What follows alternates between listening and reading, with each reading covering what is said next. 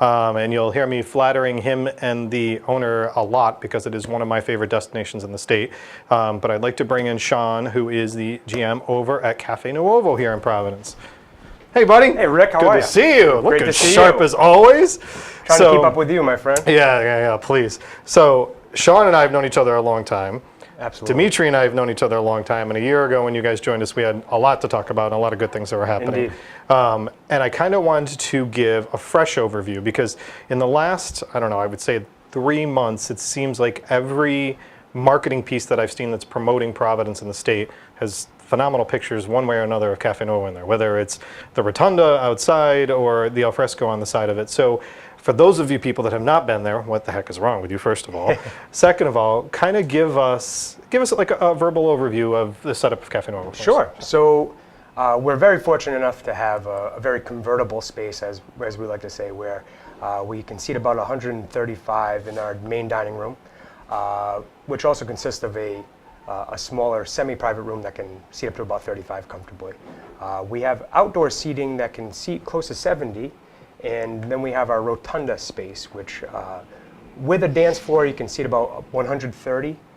Without a dance floor, you can seat up to about 200. So on a Sunday, when we're closed for regular business, you could have a wedding with about 200 guests, and then utilize the dining room for cocktail hour and dancing.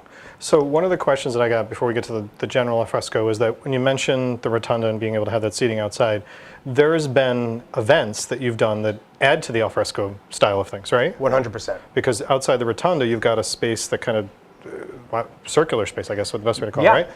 And you can put a tent out there, like a 30 by 40 tent that will cover that brick area. Right. So you can create a second space just with that there. And I have to say, over the years, I've been to dozens of events at Cafe Nuovo that have utilized this. I mean, Women and Infants Hospital does something there. Absolutely. Jim Verity, who's another mutual friend of ours, an event planner, does fantastic events that he's produced. Incredible. Yeah. Incredible work. I'm actually with Jim tonight, so I'm looking forward to talking with him. But this gives you that unique perspective where in the beginning we were talking about Harbor Lights, and you can create something outside in the lawn. In the middle of the city, literally downtown Providence, you can create your own outdoor alfresco space outside of Cafe Nuovo. That's absolutely right. So in this whole thing, let's talk about the sidewalk and the alfresco, and then we're going to get to the menu style, and Sure. Dimitri and Sean have both had heavy influence in the menu. So talk to us about how your alfresco is set up out there. So we have about 20 tables, with canopies covered, so it's in the shade, and they're not quite waterproof, but it'll keep you dry with a light rain. But at least keeps the sun out of your eyes during the day. And it's right by the river, so you don't have the cars zooming by. And Right. There's no exhaust. You're right on the river, which makes it a really unique space in that capacity because you're not on a sidewalk per se. You're on a walkway in a river. And your views from that vantage point, I mean, we'll talk about the special view in a second, but your views from that vantage point are you're seeing pretty much everything that's going on in the city. Right by the gondola landing, and Marcello does a great job of taking guests by. And We had Marcello on a couple of weeks ago, and we were giving big shout outs to you guys. So he was a great guy and runs a great service He's the for best, us. yeah. So you have obviously Waterfire, which is one of the major events that happens along the river, but you have so many others. This past couple of weeks, you've had between Pride Fest and PVD Fest going on, and then the convention business that comes in for you. So you guys are seeing guests that are experiencing the city for the first time from all over the world. It's really remarkable, and all the building that's going on in the city. It's a really exciting time in Providence. Absolutely, and I mean, there's a new hotel right directly across. Yep, there's a Homewood Suites getting put in right across the river from us.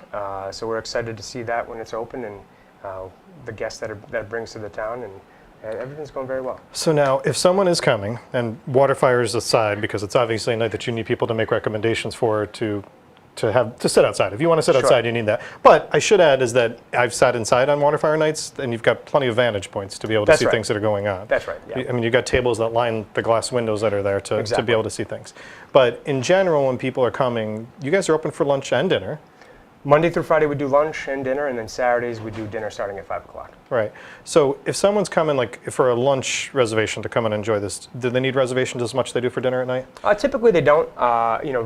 Monday through Friday, when you have a preference, it's always a good idea just to give us a call and state that you'd like to be outside, so we make sure we save something out there for you. But like I said, we have 20 tables out there, so it's usually pretty easy for us to accommodate anybody that's coming in. And for a water fire night, it is a must. Don't expect It is a must to go on water don't fire expect night. you're going to walk Yeah, into that's Cafe Nuovo and be able to get a seat outside on a water fire night. That's exactly right. And I want to kind of get, from the alfresco side, I want to talk about menu, because one of the awesome things, and I have to admit, I am a frequent person at Cafe Nuovo. I'm usually there at least once, twice a week. I can attest to that. You can, for sure.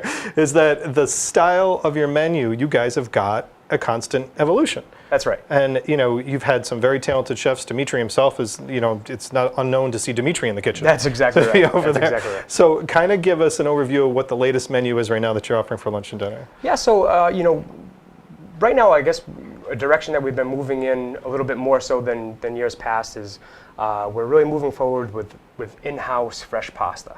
Awesome. And we're looking to roll out some new menu items starting next week, and some of those will consist of a burrata cappelletti that we're really looking forward to. Awesome. Which is a smaller stuffed pasta, and that's going to be a vegetarian pasta with a preserved lemon sauce and summer vegetables. We're also going to be doing a veal rillette with a kind of a play on French onion soup. It's going to have a few components that have the flavors of a French onion soup with a veal dish.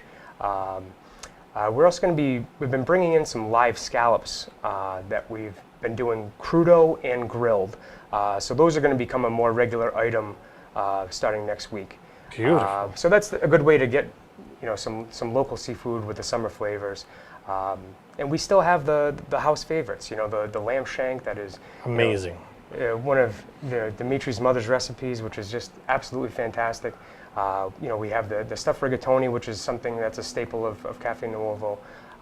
So it's a good combination of the things that have made us who we are, and also bringing in some new elements as well. So I've cut back on my pasta, but I can tell you that he mentions the stuffed rigatoni. I think I called you last week, and I showed up at 9:30 at night. That's right. For dinner, coming from an event. I left the event and I was starving, and I'm like, I'm 20 minutes out. Can I still sit outside and eat? Of course. And I ended up having the stuffed rigatoni, and it was amazing. So another phenomenal dish. And then I have to go to one of my go-to light lunch favorites, is the Boston Bib. Oh, it's beautiful. That I get with shrimp, which is an amazing salad in and of itself. Yeah, that's right. But we're timing this well then, because you're saying the menu is going to be changing next week. Yeah, absolutely. Yeah, we're really looking forward to it, and we've been playing around with different ideas the last couple of weeks, and so starting next week we'll start to slowly move some new items in, and we're really looking forward to that. Perfect. And from an urban experience, and this, we've covered different levels of where things are, from going from a rooftop to going to destinations by the water. From an urban experience of where Cafe Nuovo it is, you were taking in, like I said, the best parts of the city.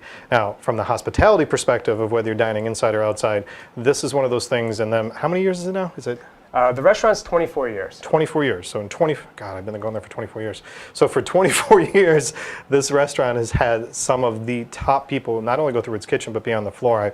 Vince, I got to give a shout out to, who's been there a very long time and is one of my most favorite servers in the entire place. But from a knowledge perspective and explaining things between yourself, Dimitri, the fine staff that you have, Trish at the bar, I mean, you've got a great team that you guys have built up. And, I've talked about with each of my guests about being able to ask questions and get educated on your menus. Indeed.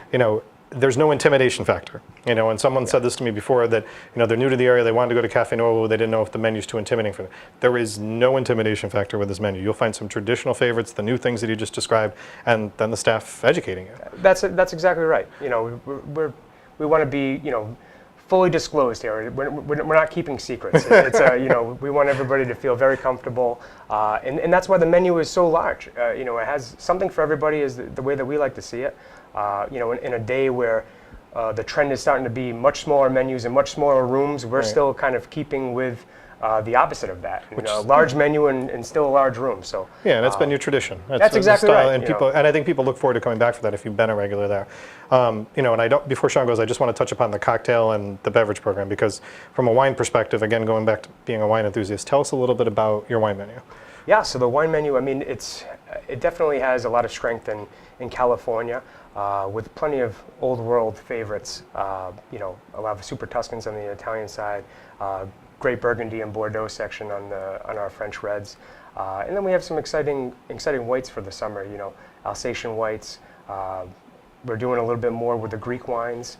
Nice. You know, and rosé is obviously the hottest thing going, so we're very excited.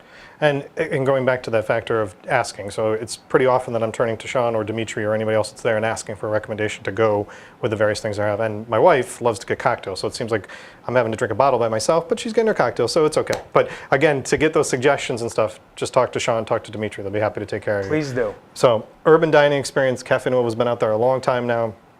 Some great people over there running it. We've covered some perfect spots. So Sean, I want to thank you very much for making the time to come in. It was really helpful. Always to a have you pleasure. here.